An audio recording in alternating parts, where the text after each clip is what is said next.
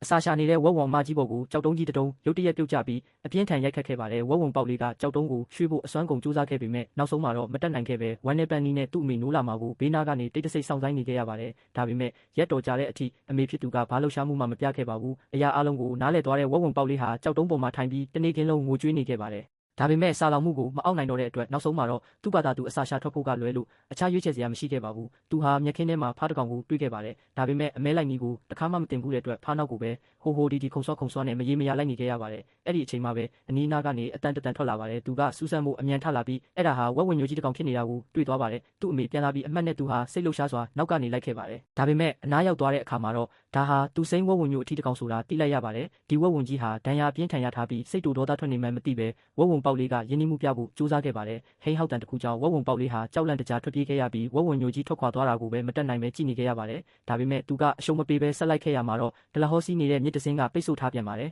်ဝေးလံရာကိုစုပ်ခွာသွားတဲ့အရေးတံကိုစိုက်ကြည့်ရင်သူဟာတက်တိမွေးပြီးခြေတိုးလိုက်ပေမဲ့ခြေချော်ပြီးရေထဲပြုတ်ကျသွားခဲ့ပါတယ်ကံကောင်းထောက်မစွာပဲကြောက်တုံးကြီးတုံးကသူ့ကိုစီးတားပေးခဲ့ပါတယ်တစ်ဖက်မှာလည်းဝက်ဝင်ညိုကြီးဟာရုန်းကန်ရတဲ့ရွှွန့်ပွက်အိုင်တစ်ခုကိုတွေ့ရှိခဲ့ပြီးဒဏ်ရာကနာကျင်မှုတွေကိုတက်တာစေဖို့ရွှွန့်တွေကိုအသုံးပြုဖို့ကြိုးစားနေပါတယ်အဲ့ဒီအချိန်မှာပဲဝက်ဝင်ပေါက်လေးကသူ့နောက်ကိုတဖန်ပြန်လိုက်လာတာကိုသူတွေ့သွားပါတယ်သူကထပ်ပြီးတတိပေးဟိတ်ဟောက်ခဲ့ပေမဲ့ဒီတစ်ချိန်မှာတော့ဝက်ဝင်ပေါက်လေးကနောက်မဆုတ်ခဲ့ပါဘူးသူဟာဝက်ဝင်ညိုကြီးစီတက်လျှောက်သွားပြီးဒဏ်ရာတွေကိုညင်သာစွာရှာနဲ့ကူလျက်ပေးခဲ့ပါတယ်ဒီလိုတင်းငယ်တဲ့ကျင်နာမှုလုပ်ရက်ကဝက်ဝင်ကြီးရဲ့ခုခံကာကွယ်လိုစိတ်တွေကိုအရေးပြောစေခဲ့ပါတယ်သူဟာဝက်ဝင်ပေါက်လေးကိုညှင်းပယ်ခြင်းမရှိတော့ဘဲဝက်ဝင်ပေါက်လေးရဲ့ခေါင်းကိုယ်တောင်ပြန်ပြီးရှာနဲ့လျက်ပေးခဲ့ပါတယ်ကျေးဇူးတင်ကြောင်းပြတဲ့အနေနဲ့ဝက်ဝင်ညိုကြီးကသူ့အတွက်ဆယ်မွန်ငါးကောင်ဖမ်းပေးခဲ့ပါတယ်ဒါဟာဝက်ဝင်ပေါက်လေးအတွက်အမေဆုံးရှုံးပြီးကလေးကပထမဆုံးအကြိမ်ဝါလင်းစားခဲ့ရတဲ့အစားအစာဖြစ်ပါတယ်အဲ့ဒီနေ့ကစပြီးဝက်ဝင်ညိုကြီးကသူ့ကိုခေါ်ပြီးနေ့တိုင်းအစာရှာထွက်ခဲ့ပါတယ်ဝက်ဝင်ညိုကြီးရဲ့ဂယုတစိုက်ဆောက်ရှောက်မှုအောက်မှာဝက်ဝင်ပေါက်လေးဟာစာလောင်မှုကိုဘယ်တော့မှထပ်ပြီးမအောက်ခံခဲ့ရပါဘူးဒါပေမဲ့အေဂျင့်တဲ့ရက်တွေကကြကြမခံခဲ့ပါဘူးဝက်ဝင်ညိုကြီးကိုတစ်ချိန်ကဒဏ်ရာရအောင်လုပ်ခဲ့တဲ့မူဆိုးတွေဟာဒီနယ်မြေတွေကိုထပ်ပြီးကျူးကျော်ဝင်ရောက်လာကြပါတယ်ရေတောက်နေတော့ဝက်ဝင်ညိုကြီးဟာအန်နီယေကိုရုတ်တရက်အာယုံရသွားပါတယ်သူဟာဝက်ဝင်ပေါက်လေးကိုခေါ်ပြီးပြတလဲချက်ချင်းထွက်ပြေးခဲ့ပါတယ်ဒါပေမဲ့သူတို့ကိုမတ်ဆောက်တဲ့ကြောက်ဆောင်6ကမ်းပါးကြီးကပိတ်ဆို့ထားပါတယ်ဝက်ဝင်ပေါက်လေးကကြုံမတက်နိုင်ပဲဝက်ဝင်ညိုကြီးကိုကူညီဖို့အော်ဟစ်အကူအညီတောင်းခဲ့ပါတယ်ဘာမှတွေဝေမနေပဲဝက်ဝင်ညိုကြီးကနောက်လှည့်လာခဲ့ပါတယ်ဒါပေမဲ့အဲ့ဒီအချိန်မှာတော့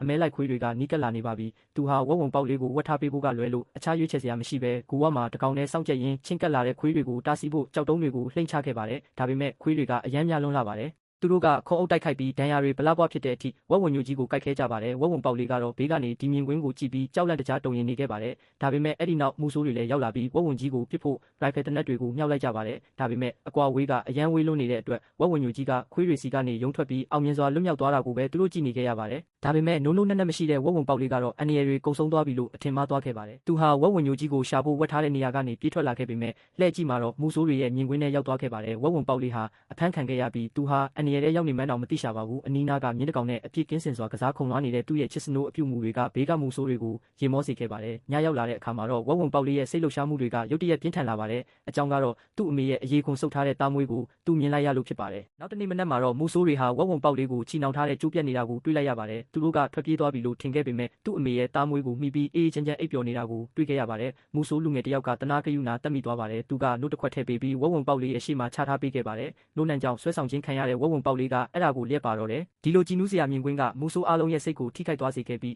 းသူတို့ဟာဝက်ဝင်ပေါက်လေးကိုလွတ်ပေးဖို့နဲ့ဝက်ဝင်ညိုကြီးကိုအမဲလိုက်ခြင်းကိုဆွန့်လွတ်ဖို့ဆုံးဖြတ်လိုက်ကြပါတယ်ဒါပေမဲ့မူဆိုးတွေထွက်ခွာတော့မဲ့အချိန်မှာပဲဝက်ဝင်ပေါက်လေးကရုတ်တရက်သူတို့နောက်ကိုလိုက်ခဲ့ပါတယ်မူဆိုးလူငယ်ကသူ့ကိုမောင်းထုတ်ဖို့မြင်းကိုအမြန်စီးခဲ့ပြီးကြောက်လန့်သွားတဲ့ဝက်ဝင်ပေါက်လေးဟာလှည့်ပြီးထွက်ပြေးသွားခဲ့ပါတယ်မူဆိုးကတကယ်တော့လူတွေနားကိုနောက်ထပ်မကပ်ပါနဲ့တော့လို့သူ့ကိုပြောဖို့ကြိုးစားနေခဲ့တာဖြစ်ပါတယ်ဝက်ဝင်ပေါက်လေးထွက်ခွာသွားပြီးတိတ်မကြခင်မှာပဲသူ့ကိုတိတ်တဆိတ်စောင့်ရှောက်ပေးနေတဲ့ဝက်ဝင်ညိုကြီးကိုမတော်တဆပြန်တွေ့ခဲ့ပါတယ်အဲ့ဒီနေ့ကစပြီးသူတို့နှစ်ကောင်ဟာဘယ်တော့မှခွဲမရတော့ပါဘူး